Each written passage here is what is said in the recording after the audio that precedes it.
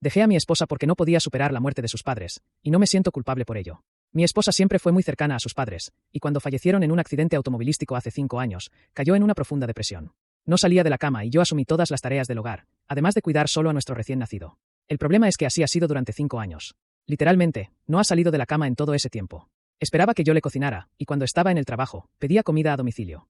No habíamos tenido intimidad en 5 años.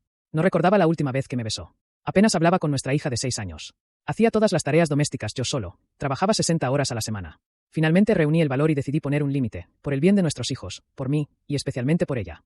Me senté junto a ella en la cama, tomé su mano con suavidad y le hablé con ternura. Sé que es difícil, ha sido muy duro para los dos, pero no podemos seguir así, atrapados en esta tristeza interminable. Nuestra hija te extraña. Yo también te extraño. Extraño oír tu risa, ver tu sonrisa. Por favor, por todos nosotros, ¿puedes intentar dar aunque sea un pequeño paso conmigo? Ella me miró. Vi una lágrima caer por su mejilla. Me apretó la mano débilmente y dijo: no sé si puedo. Empecé a perder la paciencia. Le dije que tenía que levantarse. Tenía que hacerlo. No me importaba cuánto dolor sintiera, tenía que hacerlo. Se quedó en silencio. El aire se volvió denso. Entonces le dije que no podía seguir haciéndolo solo, que estaba cansado. Ella me respondió que yo no tenía ni idea de lo que se sentía perder a los padres y se negó a hablarme después de eso. Le grité: ¿en serio me dices que no sé lo que es perder a alguien?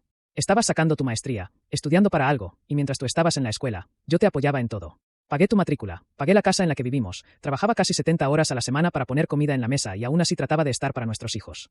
¿Lo recuerdas? Durante ese tiempo murió Andrew, mi propio hermano, y ni siquiera pude asistir a su funeral porque tenía que trabajar para mantenernos. Cuando Drew murió, no tuve tiempo para lamentarme ni quedarme en la cama todos los días. Tenía que levantarme y trabajar más duro. Para ti. Para nosotros. Aún estuve allí para ti cuando decidiste dejar la universidad a mitad del semestre. Igual pagué el semestre completo. Cuando necesitaste terapia, la pagué. Siempre que necesitaste un hombro para llorar o alguien fuerte para apoyarte, estuve ahí. Yo también estaba deprimido, Catherine. No quería levantarme por las mañanas, no quería ser el único en cuidar de Connor, llevarlo a la escuela cada día antes de un turno de 10 horas y no poder recibirlo cuando regresara a casa. No estoy tratando de invalidar tus sentimientos, pero después de 5 años de duelo, estoy agotado. Catherine no dijo nada. Solo me miró. Le pregunté si tenía algo que decir y se quedó en silencio. Eso me enfureció. Sentía que hablaba con una pared. Desperté a Connor, salí de la casa esa noche y me fui a un hotel. Necesitaba espacio. Durante el trayecto, Connor me preguntó por qué mamá no venía con nosotros. Le dije que necesitaba descansar. Después de irnos, Catherine me estuvo llamando y enviando mensajes. Le respondí que la vería por la mañana. Me rogó por mensaje que volviera de inmediato, pero necesitaba alejarme. Puse el teléfono en modo no molestar, acosté a Connor y preparé su ropa para la escuela. Mientras dormía, comencé a escribir una carta para Catherine.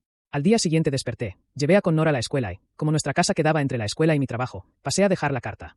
En ella le dije cuánto la amaba y que quería lo mejor para ella. Repetí todo lo que le había dicho la noche anterior, que estaba cansado, agotado, y no podía seguir trabajando 50 o 60 horas semanales, ser el único que cuidaba a Connor, el único que mantenía la casa. Todo empeoraba, la ropa y los platos se acumulaban en el fregadero, las habitaciones estaban desordenadas si yo no las ordenaba, y el polvo se acumulaba. Después de 5 años manteniendo todo solo, me sentía quemado. Al final de la carta, le dije que si no podía ayudarme en nada o levantarse por sí misma, tendría que pedir el divorcio.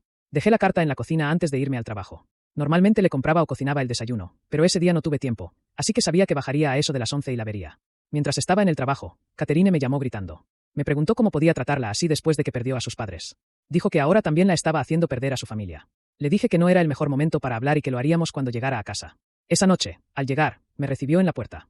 Era la primera vez que la veía fuera de la cama después del trabajo en años, pero no fue una sorpresa agradable. Comenzó a hablar sobre la carta. Dijo que yo era egoísta y un miserable por querer romper a nuestra familia. Gritaba y arrojaba cosas en la sala. Me dijo que era un fracaso como esposo y padre, y que jamás sería ni la mitad del hombre que era su terapeuta. Dijo que él sí la dejaba expresarse y no la juzgaba como yo. La dejé decir todo lo que tenía que decir. Me limpié las lágrimas del rostro, me levanté y, sin decir palabra, me fui de la casa. Conduje por la ciudad tratando de despejar mi mente, pero bajo las luces de la ciudad solo podía pensar en los últimos 5 años y todas nuestras discusiones. No podía imaginar mi vida sin Catherine, y pensé en cómo esto afectaría a Connor. Pensé en la terapia de pareja, pero con la casa, los niños y un solo ingreso, sabía que no podríamos pagar 2 terapeutas. Entonces pensé a largo plazo. ¿Podría sostener esto si ella nunca decidía volver a trabajar? Volví a casa y traté de descansar. Dormí en el cuarto de huéspedes. No creo que Catherine me haya escuchado llegar. Miré el reloj. 3:24 de la madrugada, suspiré y me dormí. Al día siguiente, tuve que levantarme para preparar a Connor. Solo había dormido 3 horas. Me arrastré hasta su habitación, lo alisté, lo llevé a la escuela como siempre, y de camino decidí llamar a mi jefe para avisarle que no iría. Estaba agotado. Cuando volví a casa, Catherine estaba de nuevo fuera de la cama, en la cocina preparando el desayuno. Se sobresaltó al verme y me preguntó qué hacía en casa. Le dije que me había reportado enfermo porque necesitaba descansar, y que subiría a dormir. Puso una cara extraña y me dijo que necesitábamos el dinero, que no podíamos permitirnos perder un día de trabajo. Pero mi cuerpo dolía y la cabeza me estallaba por la falta de sueño. Le dije que necesitaba descansar y ella estrelló la sartén contra la estufa, diciendo: Entonces haz algo útil en la casa. Dijo que necesitábamos papel higiénico y otros víveres. Me dio una lista enorme para ir al supermercado. Le respondí que lo haría durante el fin de semana y subí a descansar. Supongo que había algo positivo. Estaba cocinando, algo que no hacía en mucho tiempo, pero yo estaba demasiado agotado para notarlo. Me acosté en la habitación de invitados y en cuanto mi cabeza tocó la almohada, caí rendido. Me desperté justo a tiempo para ir por Connor. No sabía cuán privado de sueño estaba, pero físicamente me sentía mucho mejor. Lo recogí y le pregunté cómo estaba. Me dijo que bien. Y me pidió ir por helado. No pude resistirme a su carita, así que fuimos a su heladería favorita. Él pidió helado de vainilla y yo de frutilla. Miré por la ventana y vi a una pareja caminando con su bebé. La mujer reía por algo que él había dicho, y luego él jugó a las escondidas con el bebé, quien se reía con ternura. No pude evitar desear que nuestra familia fuera así. Ese momento me hizo sentir que los años estaban pasando volando y los estábamos desperdiciando entre tristeza y agotamiento. Terminamos el helado y volvimos a casa. Connor corrió a nuestra habitación para saludar a Catherine. «Hola, mamá. ¿Te sientes mejor?», le preguntó.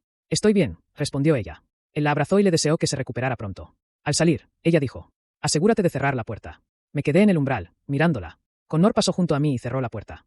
Yo no podía moverme. Me quedé allí, parado en la puerta, escuchando el sonido de mi hijo caminando escaleras abajo y cerrando la puerta tras de sí.